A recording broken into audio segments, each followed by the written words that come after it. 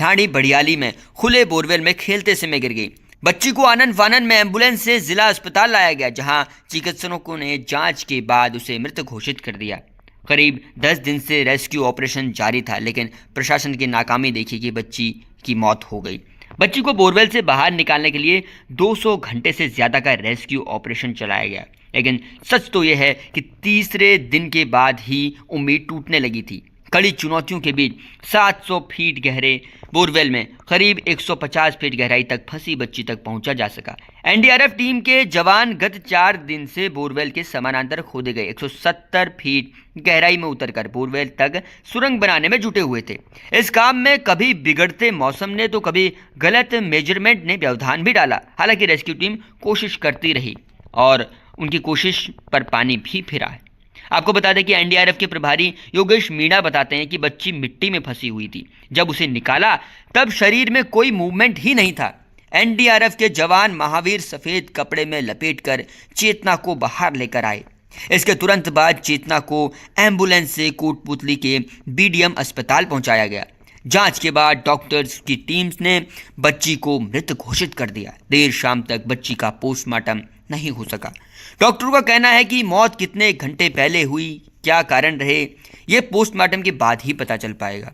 मालूम अगर आप जानकारी रखते होंगे तो चेतना 23 दिसंबर को घर के बाहर 700 फीट के गहरे बोरवेल में गिर गई थी। आपको बता दें कि यह अक्सर इस तरह की घटनाएं जो है राजस्थान से खासकर और इससे सटे मध्य प्रदेश और उत्तर भारत में अक्सर देखने को मिलते रहते हैं, लेकिन इसके बाद भी प्रशासन कभी सुध लेने को तैयार ही नहीं होता है। आपको बता दें कि हम जब आपको इससे पहले भी खबर बता रहे थे तो उस वक्त भी प्रशासन ने कई बार गलतियां की हैं। उन्होंने गलत मेजरमेंट, उनको अनुमान ही नहीं लग पाया कि बच्ची किस जगह पर गिरी है, किस लोकेशन में है। उसकी वजह से कई बार गड्ढे खोदने पड़े। बताते कोटपुतली के कीरतपुरा गांव की ढाणी बड़ियाली में खुले बोरवेल में खेलते समय गिरी 3 साल की चेतना को 10वें दिन यानी बुधवार देर शाम निकाल लिया गया। हालांकि डॉक्टरों ने उसे मृत घोषित कर दिया। बच्ची कोटपुतली के कीरतपुरा गांव की ढाणी बड़ियाली में खुले बोरवेल में खेलते समय गिर गई थी।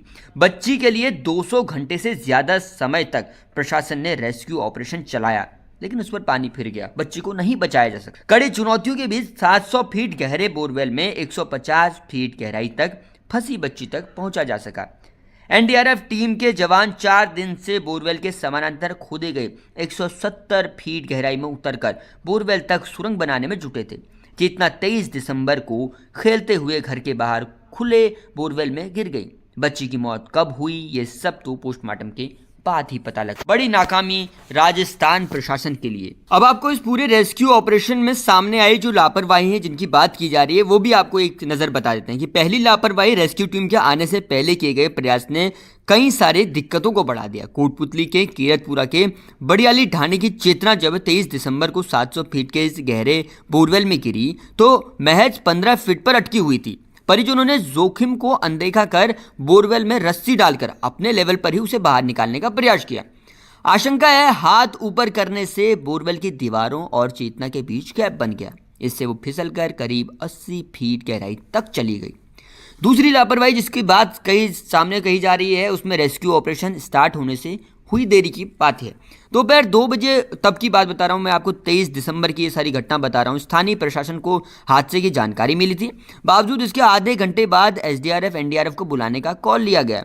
2.25 घंटे बाद यानी 5:15 यानी शाम को ये करीब एसडीआरएफ की टीम मौके पर पहुंचती है। तब तक मासूम फिसलकर तकरीबन 150 फीट की गहराई तक जा पहुंची। सूचना मिलती ही रेस्क्यू टीमें 2 घंटे के भीतर पहुंच भी जाती हैं। तो शायद अगर पहुंच जाती तो शायद 80 फीट पर ही चेतना को होल्ड किया जा सकता था। तीसरी लापरवाही प्लान ए और प्लान बी एक साथ इंप्लीमेंट नहीं किया गया। जिस बोरवेल में चेतना खेलते समय गिरी थी उसमें से पाइप पहले ही बाहर निकाल लिए गए थे। अंदर नमी होने से और मिट्टी चिकनी होने से यह आशंका पहले से ही थी कि देसी जुगाड़ से रेस्क्यू सफल होने के चांस बहुत कम है। मौके पर मौजूद इंसिडेंट कमांडर दूसरे प्लान पर काम ही शुरू नहीं कर पाए। तत्कालीन पाइपलाइन मशीन से काम शुरू किया जाता है और रेस्क्यू ऑपरेशन में हुई देरी को टाला जा सके। जो इसमें रेस्क्यू में जो गलतियां हुई उनको टाला जा सकता था, लेकिन ऐसा नहीं किया गया।